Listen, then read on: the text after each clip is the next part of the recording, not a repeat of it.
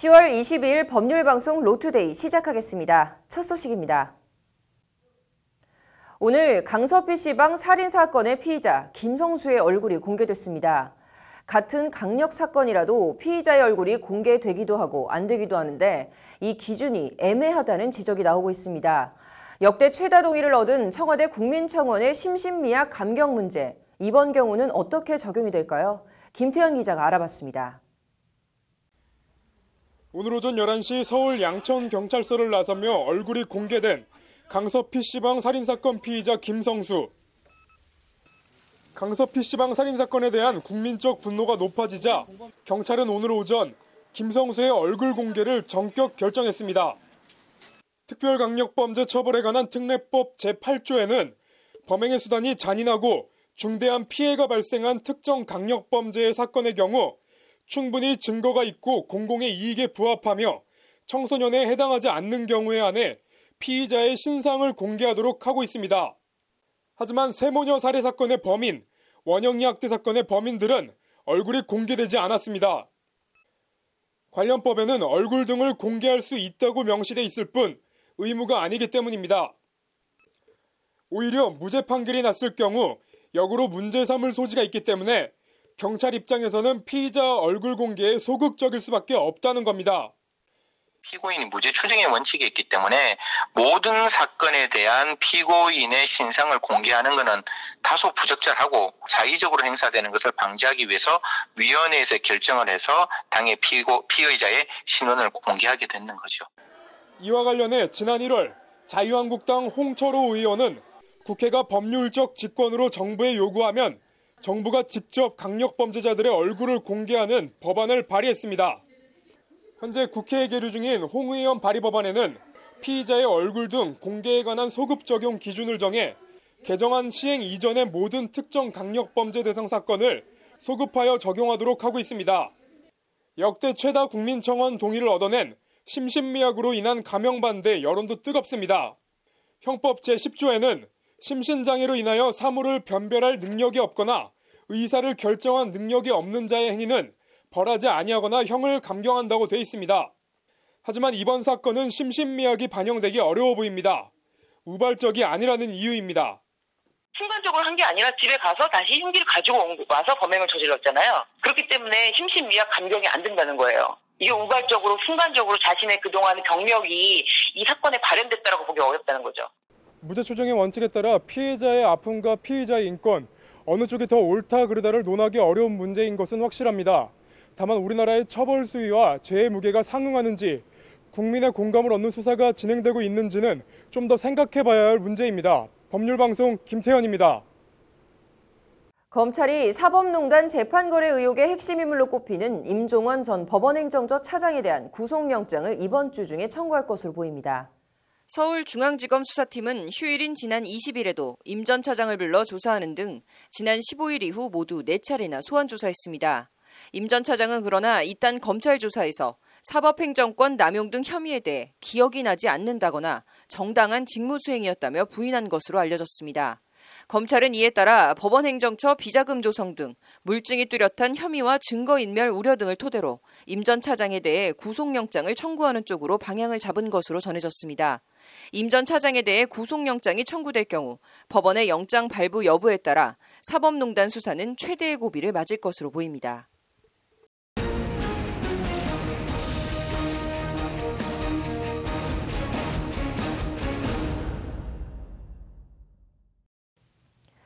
네, 사법농단의 핵심 인물로 꼽히는 임종원 전 법원행정처 차장의 검찰 밤샘 수사를 놓고 시작된 고법 부장판사의 비판글이 검찰은 물론 청와대의 담을 넘어서까지 썰전이 이어지고 있습니다. 어떤 논란인지 로인사이드 장한지 기자와 이 얘기 나눠보도록 하겠습니다. 네, 장 기자, 사건 발단부터 소개해 주시죠. 네, 발단은 지난 16일 강민구 서울고법 부장판사가 법원 내부 전산망에 밤샘 수사 논스톱 재판에 대한 단상이라는 글을 올리면서 시작됐습니다. 임종원 차장이 첫 검찰 조사를 마치고 나온 날이었는데요. 검찰이 너무 고강도 수사를 벌이는 것 아니냐는 불만으로 해석이 됐는데 검찰은 이에 대해서 임종원 전 차장이 본인이 동의한 것이라며 불쾌감을 표시하기도 했습니다.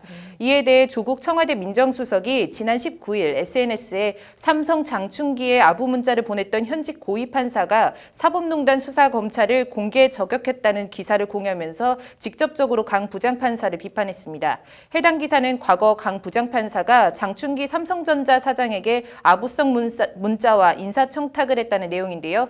조국 수석은 19일에 이어서 20일에도 법관의 재판 독립 외에 스스로 행한 일과 사법농단 수사에 대한 조직 옹희형 비판 등은 사법적 책임을 져야 한다고 반복해 적었습니다. 네, 어제도 이 고법 부장판사의 글이 올라왔다고요. 이번엔 그 대상이 조국 수석이네요. 네, 이번엔 윤모 서울고법 부장판사가 동료 법관들에게 내부 이메일을 보냈습니다. 청와대 측의 사법부에 대한 의견 표시를 이제 문제 삼는 글이었는데요. 제목은 법을 위한 변명, 그리고 법관과 대통령입니다. 내용은 한마디로 헌법적으로 대통령은 많은 얘기를 할 수 있어도 비서실은 그럴 수 없다는 겁니다. 근거로 헌법 제81조 대통령은 국회에 출석해 발언하거나 서한으로 의견 표시를 할 수 있다를 들었습니다. 윤 부장판사는 대한민국 헌법에는 대통령 등에 관해 규정을 하면서 대통령 비서실에 관해서는 어떤 규정도 없다고 말했습니다.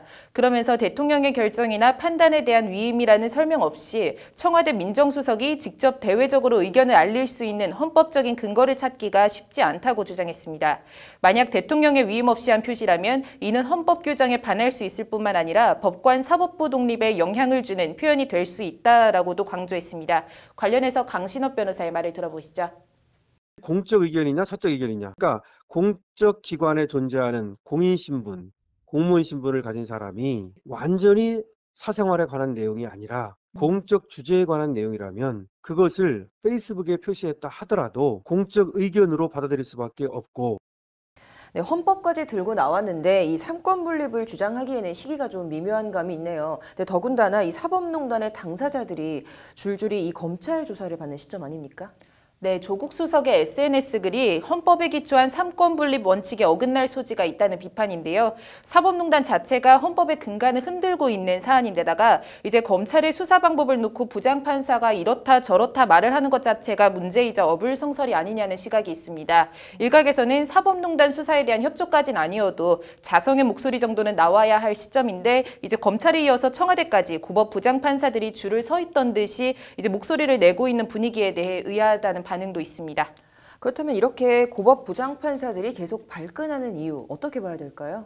네, 지금까지 사법농단과 관련해서 고법 부장판사들이 문제 제기를 한 적은 없었는데요.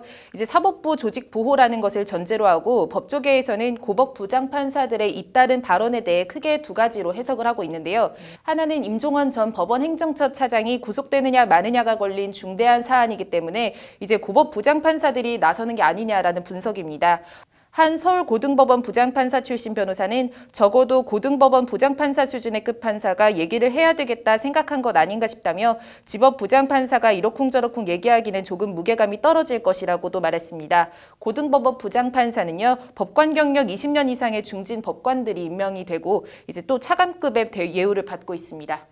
네, 그러면 일종의 이 간부급들이 목소리를 내야 되는 상황이다라고 인식을 하고 있다는 건데 또 다른 해석 어떤 게 있나요? 네, 법조 생활을 충분히 한 고등법원 부장판사가 조직을 지키기 위해 총대를 맸다는 분석도 있습니다.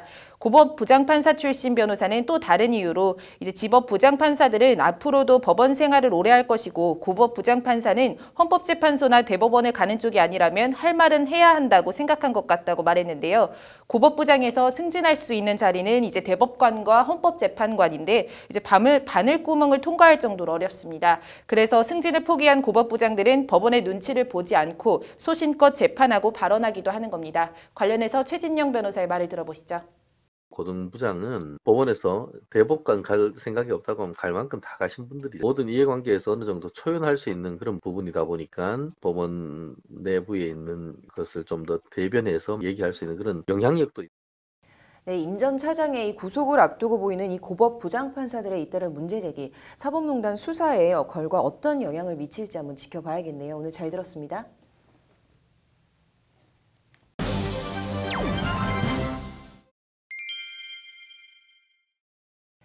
오늘 김상조 공정거래위원장이 서울 대한상공회의소에서 기업 관계자들을 대상으로 공정거래 정책기업 간담회를 가졌습니다. 공정거래법 전부 개정 입법 예고안 수정 내용을 언급했는데 한마디로 규제는 강화하겠지만 정확한 가이드라인을 만들어서 기업의 불확실성을 해소하는 데 일조하겠다는 겁니다. 김 위원장이 말하는 가이드라인이 무엇인지 이현무 기자가 전해드립니다. 김상조 공정거래위원장은 하반기 공정거래 정책 방향을 주제로 공정거래법 수정안을 설명했습니다. 우려의 시선을 보내고 있는 기업인들을 대상으로 김 위원장이 직접 나서 점점 구체화되고 있는 공정거래법의 방향을 설명하며 대기업 달래기에 나선 겁니다. 무엇보다도 경제 환경의 어떤 불확실성을 제거하는 것이 정말로 중요하다고 생각을 합니다.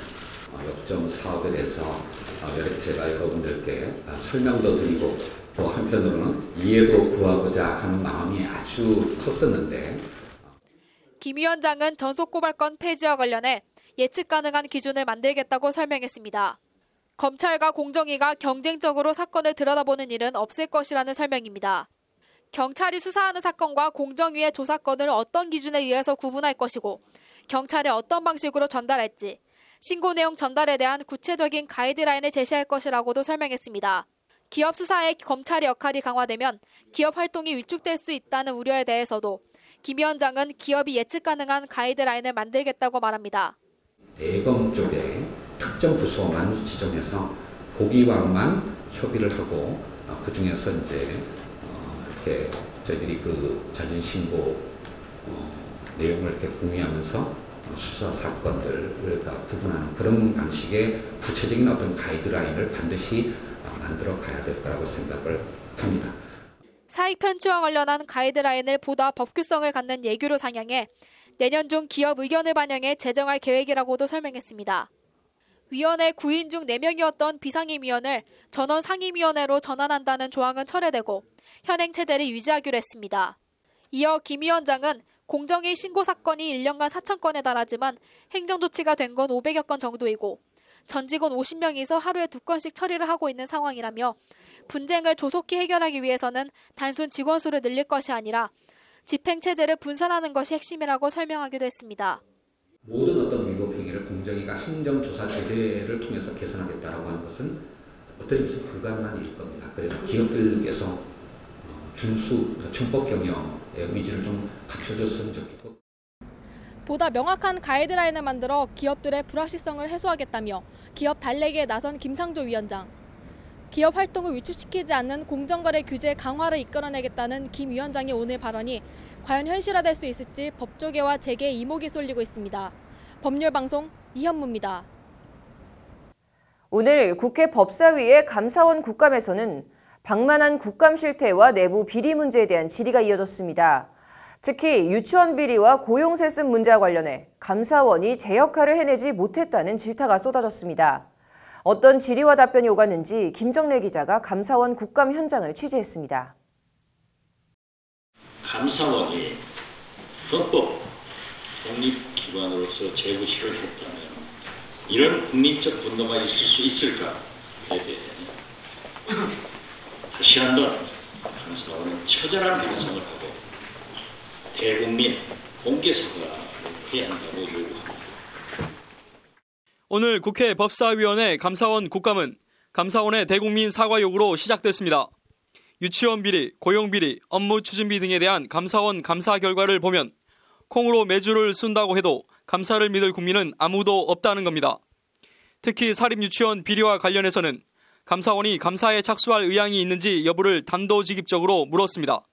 국민들이 감사원에 감사 청구를 하거나 국회가 감사 요구하면 유치원 감사에 착수할 의향이 있으십니까? 감사 청구 여부를 떠나서 감사원 자체가 자체적으로 감사를 할 수 있는 거 아닙니까? 국민들이 하는 공익감사 청구나 이런 형태로 감사 청구를 할 경우에는 저희들이 규정에 따라서 여건이 된다면 감사를 시행해야 될 것으로 알고 있습니다. 야당인 자유한국당에선 감사원의 공무국외 여행을 두고 질타가 나왔습니다. 감사원은 해마다 피감기관의 우수 공무원들을 선발해 견학과 시찰 자료 수집을 목적으로 해외 공무국외 여행을 보내고 있는데 말 그대로 패키지 관광 수준이라는 겁니다. 다녀왔다는 보고서 역시 대기업 소식지나 인터넷 블로그 글을 그대로 짜집기한 수준이라는 비판입니다. 8박 9일 동안에 기관 방문, 간담회, 조별로 단 4시간에 불과합니다. 나머지는 당장 패키지 그대로입니다. 사실 위원님께서 지적하기 전까지는 제가 파악하고 있지 못했습니다. 위원님께서 지적하신 내용 저희들이 구구절절히 옳으신 말씀입니다. 국감이 반환점을 돌면서 여야 모두 정책 국감이라는 본연의 업무에 집중하는 모습을 보였습니다. 하반기 전국 주도권을 틀어지려는 여야 수싸움이 치열해지고 있다는 분석입니다. 법률방송 김정래입니다. 이어서 법조계 소식 전해드립니다. 김명수 대법원장이 오는 24일 수원지법 안양지원과 대전 고법 등을 시작으로 약 3개월간 전국 각 법원을 방문해 판사와 직원들을 만날 계획입니다. 김 대법원장이 전국 각 법원을 순회하는 것은 지난해 9월 말 취임 이후 처음입니다. 다음 달 5일 활동 종료를 앞둔 검찰과거사위원회가 오늘 오후 정례회의를 열고 활동기관과 위원 임기를 올해 말까지로 늘리기로 했습니다. 개별 사건 조사 대상이 된 과거사 의혹 사건 15건 가운데 지금까지 위원회가 최종 권고안을 낸 건 3건입니다. 최근 10년간 변호사 22명이 몰래 변론으로 징계를 받은 것으로 나타났습니다. 금태섭 더불어민주당 의원이 법무부에서 받은 자료에 따르면 2008년부터 최근까지 징계를 받은 변호사 754명 가운데 22명이 선임계를 내지 않은 채 몰래 변론을 하다가 적발됐습니다.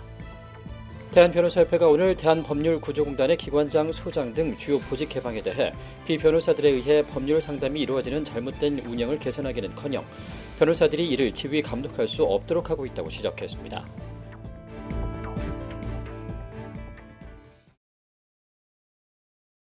(10월 22일) 법률방송 로투데이 여기서 마치겠습니다. 시청해주신 여러분 고맙습니다.